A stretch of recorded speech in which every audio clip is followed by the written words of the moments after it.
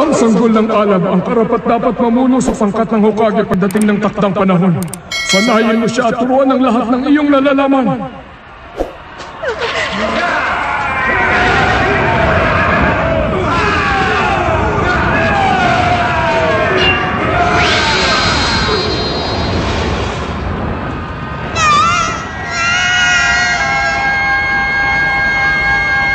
Ang sanggol na ito ang magiging pinakamahusay na mandirigma.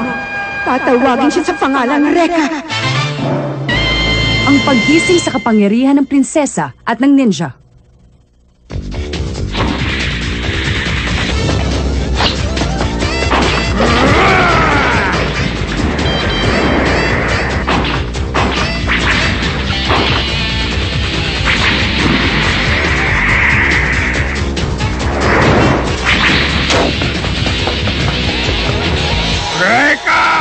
Bumaba ka dyan!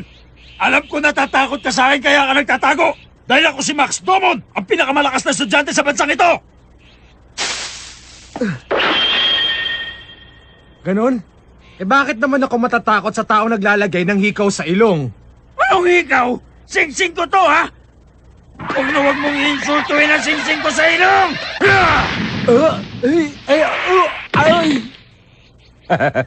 Dapat talaga nung una pa lang naging alalay na kita.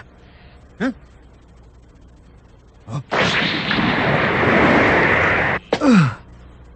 Huwag ka mag-alala, Max. Hanggang ngayon, malakas ka pa rin. Siguro ipinagli ka talaga ng nanay mo sa unggoy. Correction. Hindi yata sa unggoy. Kung di sa ninja.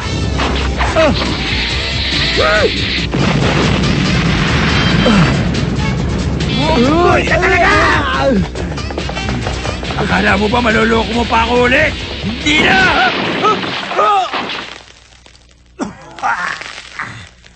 Rekka! Duwag ka talaga! Bakit mo ako inulog dito? Hindi ako duwag. Sample lang yan ang pwedeng mangyari sa'yo. Lagot ka sa akin kapag nakalis ako dito! Ang ninja, kailangan maagap at eksaktong bawat galaw. Anong sinasabi mo, ninja? Siraulo ka talaga! Hindi mo ba alam na wala ng ninja sa panahon ngayon? Ano ka mo? Dapat nabuhay ka noong unang panahon para nakasama mo mga kapwa mo baliw! Teka! Anong gagawin mo dyan? Huwag mong iitin ang mga ninja. Ay! O paano? Pag nanalo ka na lang sa akin, pagsisilbihan kita bilang tapat na alagad at personal mong ninja. Babawi ako bukas, makikita mo!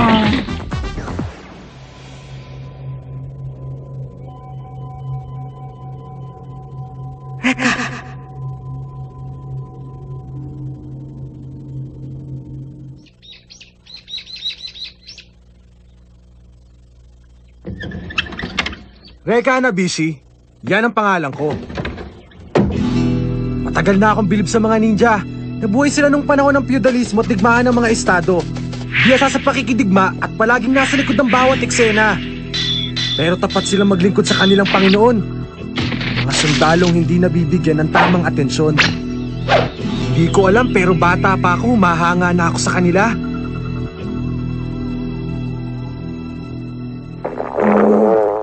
Aray, gutom na ako. Tatay, hindi pa ba tayo kakain? Rekka! Nandiyan ka na pala! Siya nga pala! Ang sakit-sakit na! Ang tigas ng ulo niyo eh! Sabi ng wag maninigarilyo habang gumagawa ng Sorry nakalimutan ko eh. Di bale, di ko na uulitin. Sa labas ka na kumain. Nananghali na ako dahil nagugutom na ako. Isa pa, naubos na ang pagkain. Hay, isa nga akong ninja. Isang matising ninja. Sigurado ko, ang batang yon ay si Rekka.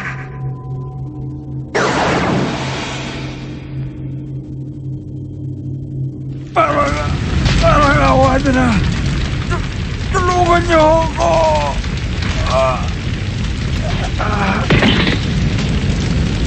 Tapos na po. Masyado siyang mapilit sa mga walang kwentang bagay. Alisin niyo na yan. Baka makatunog ang mga mamamahayag sa pagkawala ng kanilang ministro. Magpapahanda ako ng katulad niya para makasigurado. Ikaw ang bahala.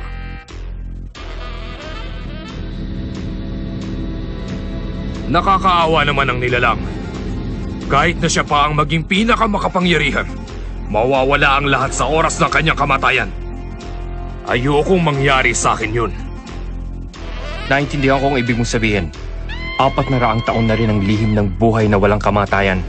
Ipinapangako ko na matutuklasan ko rin ang lihim na ito. Sinasabi ko sa'yo, ako lamang ang nakakaalam tungkol sa lipi ng Hokage.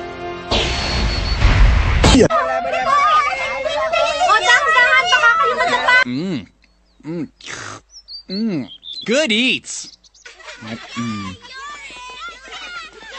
If you don't slow down, you're gonna get hurt!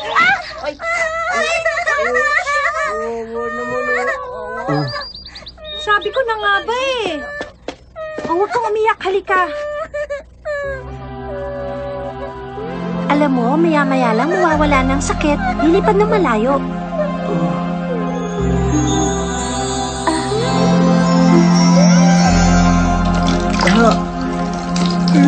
Ay! Wala na tuloy akong nakain!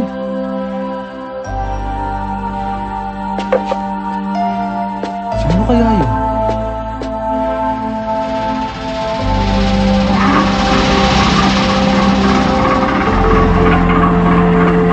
Teacher, tingnan niyo ang taas, oh! Bilisan na natin, delikado dito.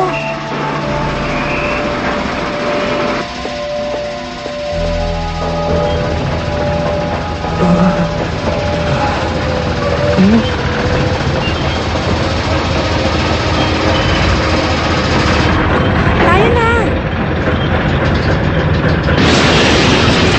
Takbo!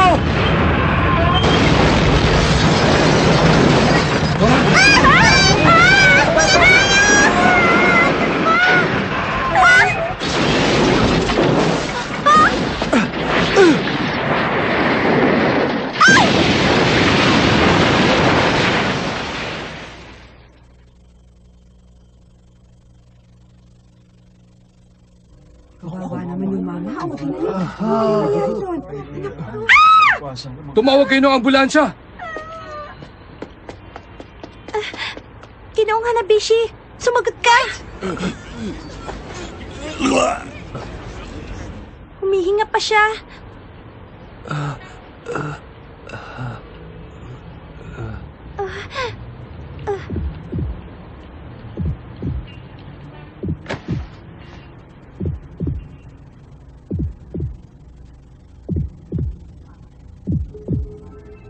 Reka, iniligtas mo ko. Kung di dahil sa'yo, pakawala na ako sa mundong ito. Maraming salamat, Reka. Prinsesa. Wala yun. Sapat na sa akin ang iyong pasasalamat. Walang nangyaring ano. Bumangon, oh. Teka, sandali. Hindi tama to. Nakakahiya!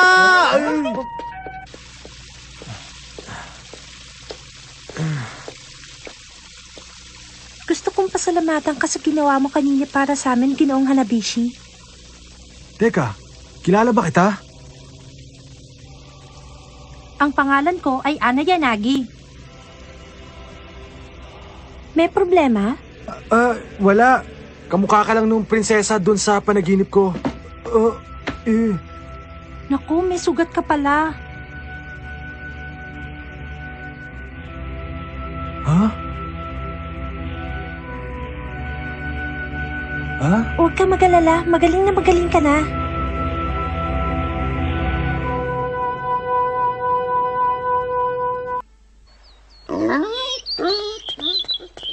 You probably think I'm a freak, don't you?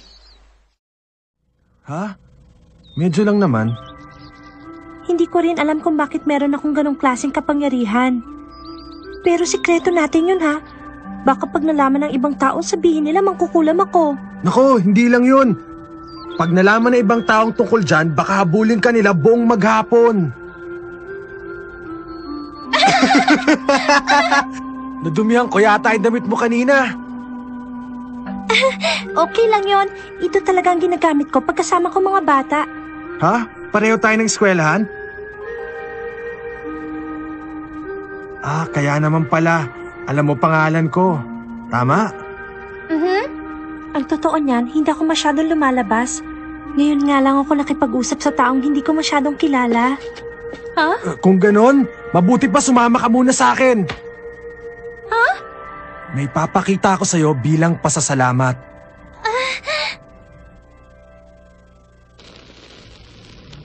Hindi pa medyo madilim dito? Maliwanag pa kasi sa labas.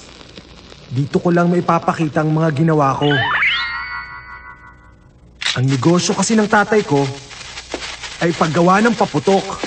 Etong gawa ko!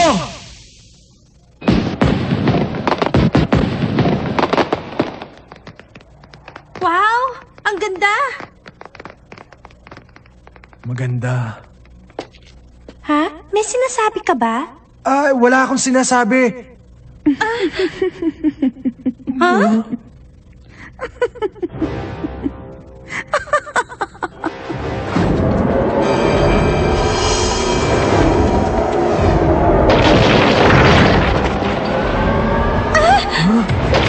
Teka, tingnan mo yung sahig! Ano yan?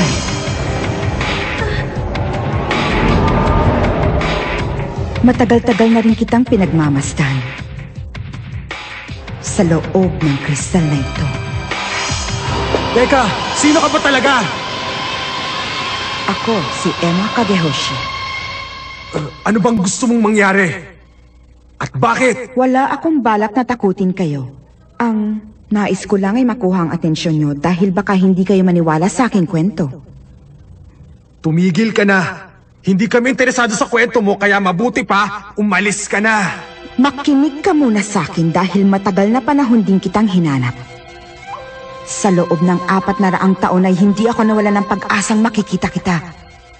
Ano? 400 taon? Imposible yun! 400 taon ang nakalipas. May isang pangkat ng mga ninja na hindi napabilang sa talaan ng kasaysayan. Hokage ang tawag sa kanila. Pinasya nilang wasakin ang bawat isa sa di malamang kadahilanan. Kabilang ka sa natirang buhay sa pangkat ng Hokage at dinala sa kasalukuyan sa pamamagitan ng paglalakbay sa iba't ibang lugar at panahon. Alam nyo, Ale, ang mabuti pa itigil nyo na ang kwento nyo kasi parang gawa-gawa nyo lang. Ipakita mo sa akin ang iyong nagliliyab na kamay. Nagliliyab? Oo. May kapangyarihan kang magliyab at bumaril ng apoy. At ang iyong kakayahan na yan ay minana mo pa sa mga ninja ng Hokage. Hindi ko talaga maintindihan ang sinasabi mo. Halika, umalis na tayo, Ana. Huwag mo nang ipagkaila. Masyado kang mapilit wala ka namang sinasabing matino.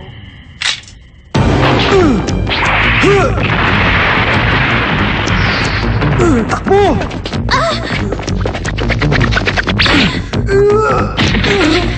Reka! May sugat ka! Huwag mong pakita ang kapangyarihan mo.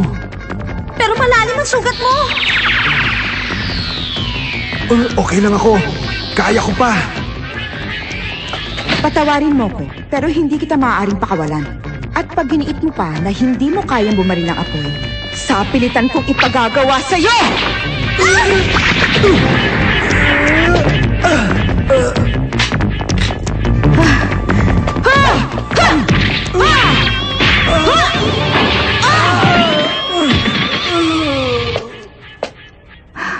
Sige na, ipakita mo na!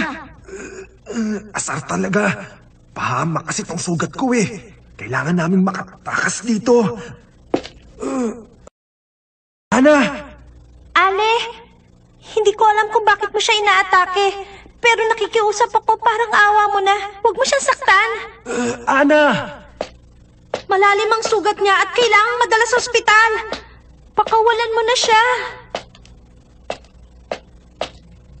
Sige na, pakiusap. Bakit hindi mo gamitin ang iyong kapangyarihan, Binibini? Messy, like you did at the construction site. Ana! Ana!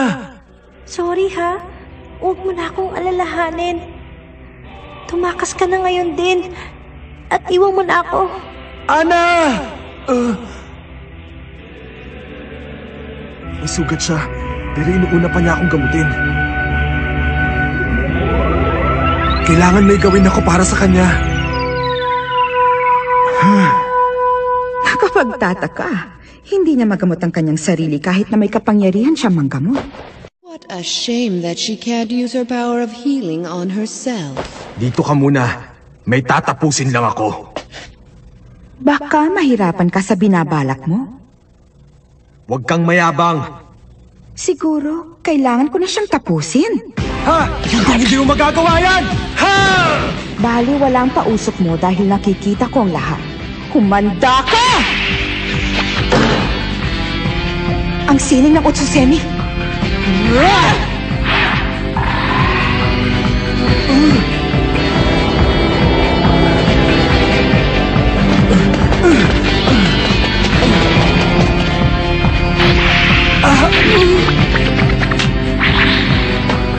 Nasa dugo mo nga ang pagiging isang ninja.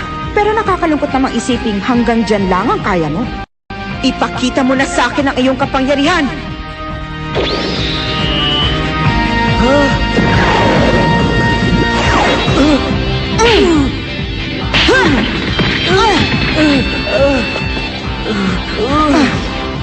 I've had just about enough of this!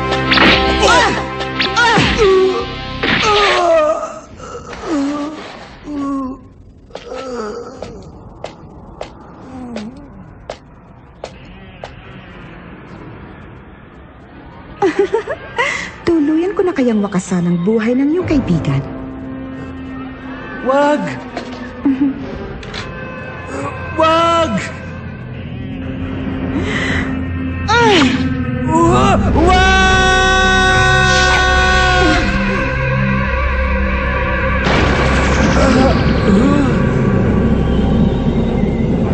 Niliyabang kamay ko. Sa wakas ay nagawa mo rin. Isa kang ang tunay na ninja na nagmula sa angkan ng Hokage. Reka.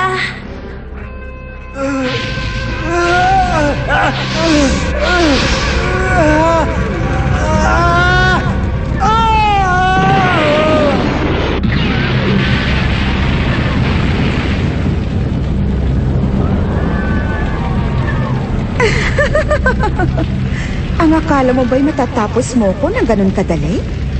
Kung nais mo kong mapatay, ay kailangan mo pang lumakas.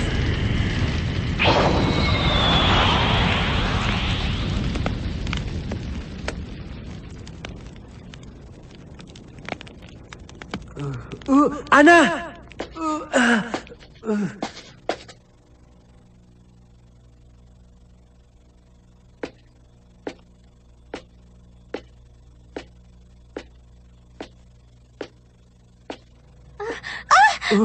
Gising ka na pala.